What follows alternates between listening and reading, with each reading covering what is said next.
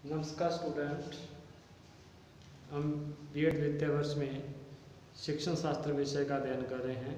शिक्षण शास्त्र विषय में हम सामाजिक अध्ययन का शिक्षण शास्त्र विषय का अध्ययन कर रहे हैं। इस विषय के अंदर हमने सामाजिक अध्ययन के अर्थ, उसकी प्रस्तावना, नवीन कल्पना, उसके उद्देश्य, उस प्रकार का महत्व, इसके बारे में हमने अध्ययन कर लिया था। उसकी प्रकृति कैसी है, उसकी क्या क्या विशेषताएं हैं सामाजिक अध्ययन की। इसी आधार पर हमने आगे चलते हुए अब जो वर्तमान में जो टॉपिक कर रहे थे हम, वो है सहसंबंध, यानी कि सामाजिक अध्ययन का अन्य विषयों से किस प्रकार सहसंबंध है। सहसंबंध का अर्थ देखा था कि सहसंबंध के अंदर हम देखते हैं कि जब एक विषय दूसरे विषय को पढ़ाने में सहायक होता है तो वो सहसंबंध कहलाता है। यानी कि एक विषय दूसरे विषय की सहायता करता है, एक विषय दूसरे विषय का पूरक होता है, विरोधी नहीं होता। इस बात को हमने जाना था।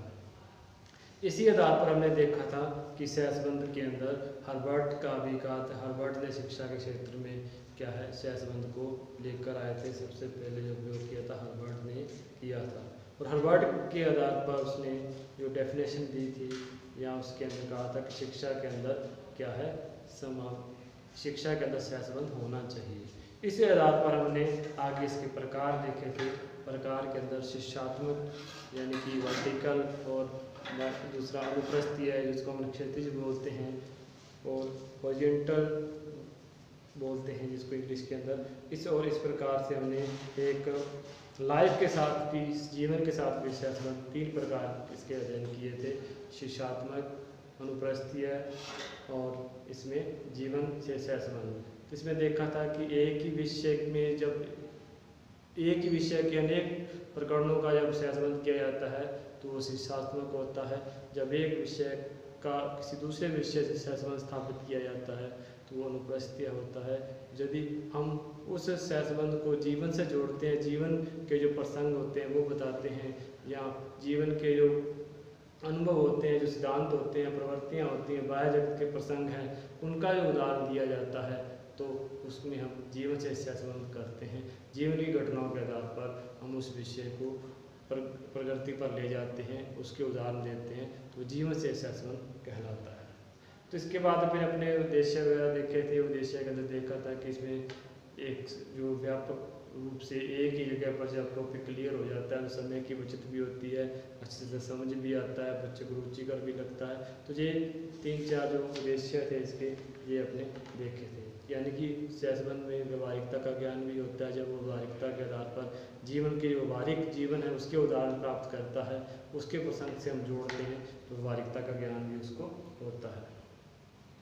इसके साथ ही सिद्धांत देखे थे हमने। सिद्धांत के अंदर कहा था कि अपने ज्ञान विस्तृत रूप से प्राप्त होता है, क्योंकि ज्ञान जब व्यापक रूप से दिया जाता है, सभी विषयों का ज्ञान एक जगह दिया जाएगा, उसको मिला करके या उसको संबंधित करके दिया जाएगा, जिससे वो टॉपिक पूरी तरह से क्लियर हो जाएगा, उसका प्रकरण पूरी तरह से स्पष्ट हो जाएगा उसके लिए। तो वो क्या है, एक ज्ञान में विस्तृतता आएगी, व्यापकता आएगी। इसी के बाद ध्यान अपने आगे किया था कि ज्ञान में व्यवहारिकता भी आएगी उसके अंदर। ज्ञान में व्यवहारिकता का अर्थ यही है कि ज्ञान के सिद्धांतों के साथ साथ वो व्यवहारिकता को भी सीखेगा।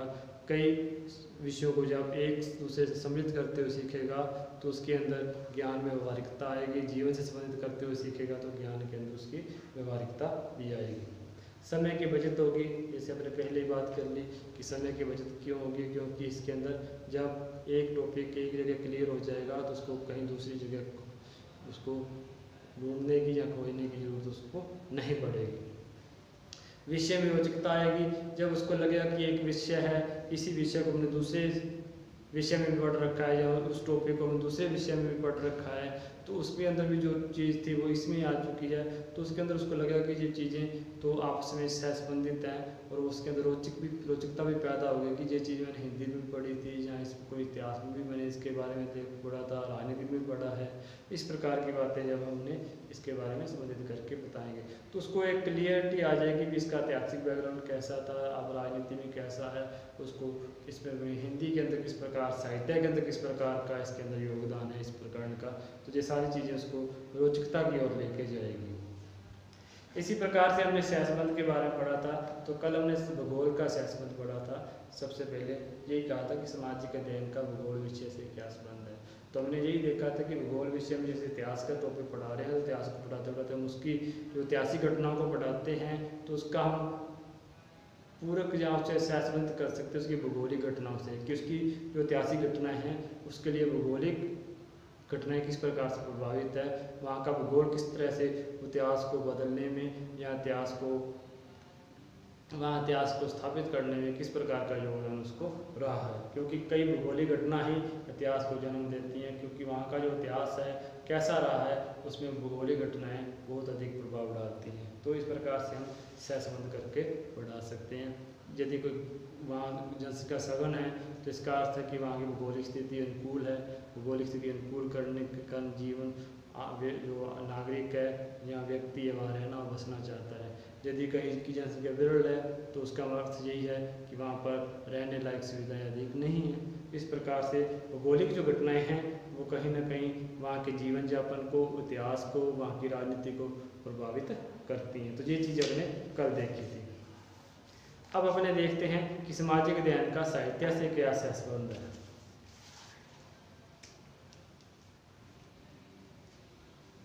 तो सामाजिक, यदि हम इसको माने तो दूसरा टॉपिक है, पहला टॉपिक हमने कल कर लिया था, सामाजिक अध्ययन का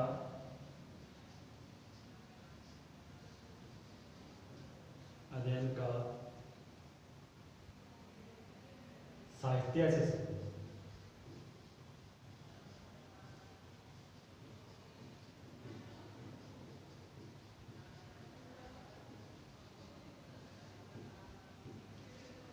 जब हम सामाजिक अध्ययन का शुरुआत की थी तो हमने देखा था कि इसका अर्थ देखते थे मानवीय संबंधों का अध्ययन है, ये क्या मानव और पर्यावरण का अध्ययन है। इसके अंदर 4 क्षेत्र मुख्य रूप से देखे कि इसके अंदर इतिहास भी आता है, राजनीति भी आती है, अर्थशास्त्र भी आता है और इसके अंदर जो नागरिक शास्त्र है वो भी आता है। इसी प्रकार से हमने भूगोल भी आता है। तो भूगोल, इतिहास, राजनीति और नागरिक शास्त्र, जहाँ समाजशास्त्र है, इन विषयों को तो हमने देख लिया था कि ये प्रकृति के अंदर आते हैं और राजनीति इन्हीं विषयों से मिलकर के सामाजिक अध्ययन बनता है। तो इन विषयों को तो आना कंपलसरी है, समावेशन है, लेकिन साहित्य का समावेशन साहित्य से किस प्रकार से संबंध है ये एक अलग सी बात है कि इस साहित्य का क्या मतलब हो गया। तो साहित्य भी सामाजिक अध्ययन को बढ़ाने में सहयोग कर सकता है। सबसे पहले तो साहित्य का अर्थ यही है कि साहित्य के अंदर आप हिंदी का ज्ञान या अपनी भाषा का ज्ञान प्राप्त करते हो। जब तक आपकी भाषा का ज्ञान नहीं है तब तक आप उसको हिंदी साहित्य को पढ़ नहीं सकते और सामाजिक अध्ययन का अध्ययन नहीं कर सकते। जब आप सामाजिक अध्ययन का अध्ययन करोगे तो आप उसके अंदर अपने वाचन स्तर को भी सुधार सकते हो। वाचन वाली जो बोलने की कला है उसको भी आपका स्पष्टीकरण है, वहाँ पे भी आपके जो बोलने वाली जो हिंदी की जो विशेषताएं होती हैं कि इसमें लेखन प्रवृत्ति है, बोलने की प्रवृत्ति है, जो अनुकरणीय वाचन है या फिर आपका मौन वाचन है, ये सारी क्रियाएं इसी के अंदर भी हो सकती हैं कि आपको सामाजिक अध्ययन का विषय पढ़ते पढ़ते ये सारा लिखना, पढ़ना, बोलना, ये सारी क्रियाएं आप सीख सकते हो। कहाँ पर आप अशुद्ध लिख रहे हो, तो ये भाषा का जो ज्ञान है कहीं ना कहीं आपको सामाजिक अध्ययन के अंदर होना चाहिए। यदि होगा तभी आप सामाजिक अध्ययन विषय को पढ़ पाओगे।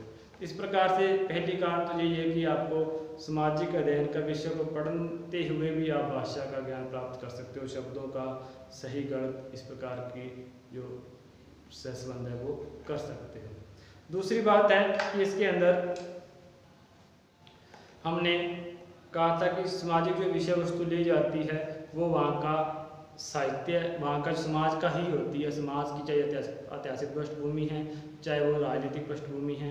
तो ये भी कहा जाता है कि साहित्य है वो समाज का दर्पण होता है। यदि साहित्य समाज का दर्पण है तो समाज ही तो सामाजिक अध्ययन है, समाज का ज्ञान ही तो सामाजिक अध्ययन है। यदि साहित्य समाज का दर्पण है तो समाज ही तो सामाजिक अध्ययन है। इस प्रकार से आप इसको किस प्रकार से अलग कर सकते हो, तो अलग अपने नहीं कर सकते, क्योंकि जिस प्रकार से साहित्य के अंदर समाज की पृष्ठभूमि तैयार होती है, समाज का जो जो असली जो चेहरा होता है वो साहित्य में प्राप्त होता है, किस प्रकार का वहाँ पर समाज था, क्या योगदान था साहित्य के अंदर। तो साहित्य एक प्रकार से समाज का दर्पण होता है और समाज का जो ज्ञान प्राप्त होता है वो सामाजिक अध्ययन में होता है। तो कहीं ना कहीं साहित्य भी समाज के ज्ञान के अंदर सहयोग करता है।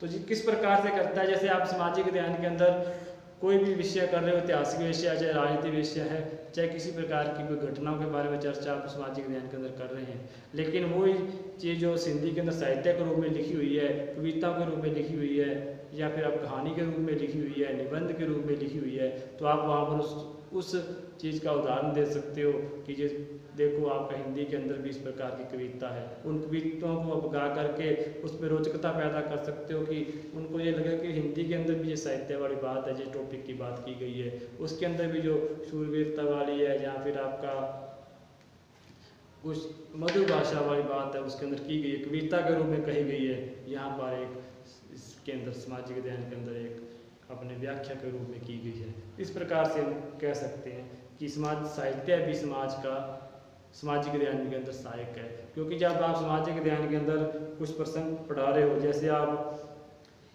मान लो स्वतंत्रता आंदोलन पढ़ा रहे हो, तो वहाँ पर स्वतंत्रता आंदोलन से संबंधित कई कविताओं के उदाहरण आप दे सकते हो जो कि कई साहित्यक कवियों ने लिखी हुई है। जैसे मैथिली चंद्रगुप्त है, उन्होंने भारत भारतीय प्रसंगों से जो कविता है उसके अंदर से जो आप उदाहरण दे सकते हो।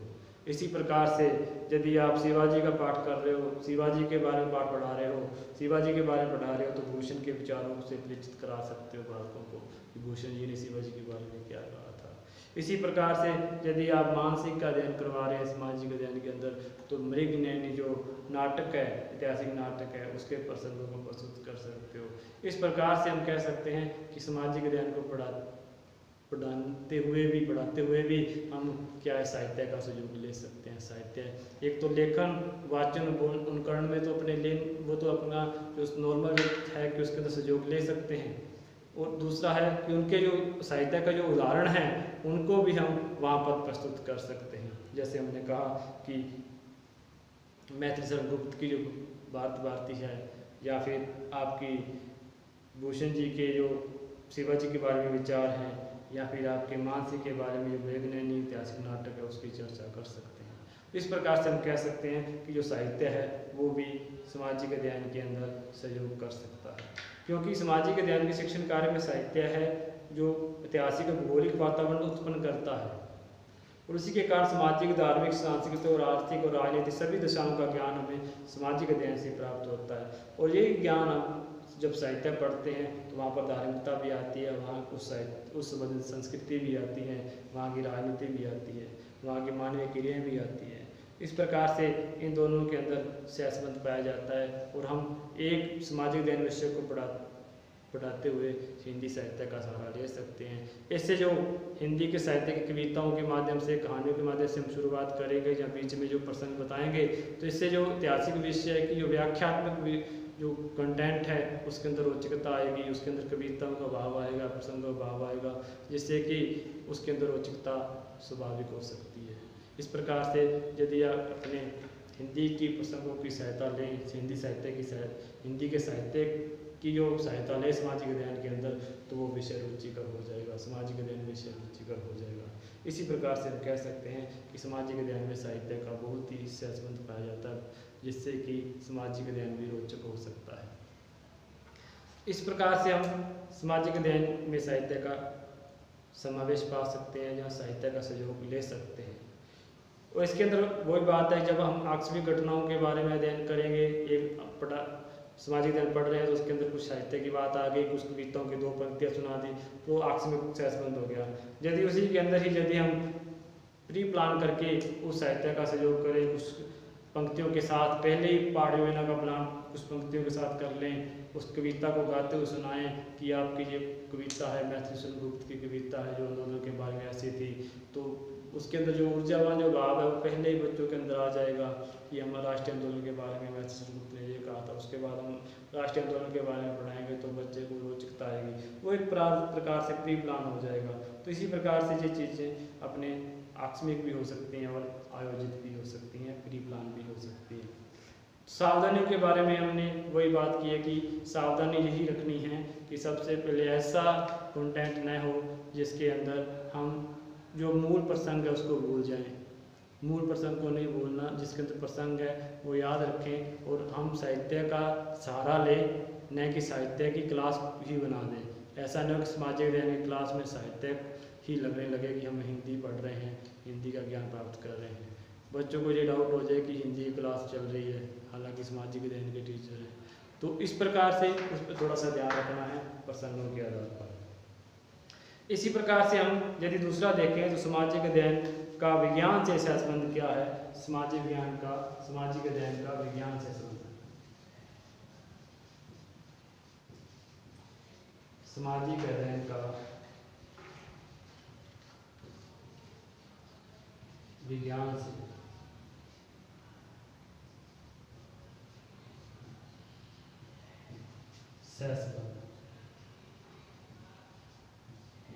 जैसा कि हमने प्रकृति के बारे में देखा था कि हमने कहा था कि सामाजिक अध्ययन की प्रकृति कैसी है, तो हमने ये देखा था कि सामाजिक अध्ययन के अंदर हम कला भी कहते हैं और सामाजिक अध्ययन को हम क्या कहते हैं, विज्ञान भी कहते हैं। तो विज्ञान भी हमने आधार देखे थे कि इसमें क्या है, विज्ञान होने का यही कारण था कि इसके अंदर तथ्यों को प्रमाणित किया जाता है, जो कारण और परिणामों को भी क्या है उसका अध्ययन किया जाता है। कारण और परिणामों को देखा जाता है कि क्या कारण थे, उसके क्या परिणाम निकले, उसी के आधार पर आगे विषय को भी देखा जाता है कि क्या परिणाम हो सकते हैं। इसी आधार पर हम कह सकते हैं कि सामाजिक अध्ययन की जो प्रकृति यदि विज्ञान है तो विज्ञान से संबंधित तो है ही। यदि हम कह देते हैं कि सामाजिक विज्ञान की प्रकृति वैज्ञानिक है, इसका मतलब विज्ञान कहीं ना कहीं उसको प्रभावित कर रहा है, उसके तथ्यों को प्रभावित कर रहा है, उसके परिणामों को प्रभावित कर रहा है। आज जो समाज के अंदर हम जीवन यापन जी रहे हैं, समाज के अंदर कहीं ना कहीं उसको विज्ञान प्रभावित कर रहा है। आज जो अपने पर्यावरण के अंदर, आसपास के समाज के अंदर जो भौगोलिक स्थिति है, जो प्रदूषण की स्थिति है, कहीं ना कहीं उसको विज्ञान ने प्रभावित किया है। और यदि हम कहें कि हमने विकास किया है समाज के अंदर, तो वो भी विज्ञान के आधार पर ही हुआ है।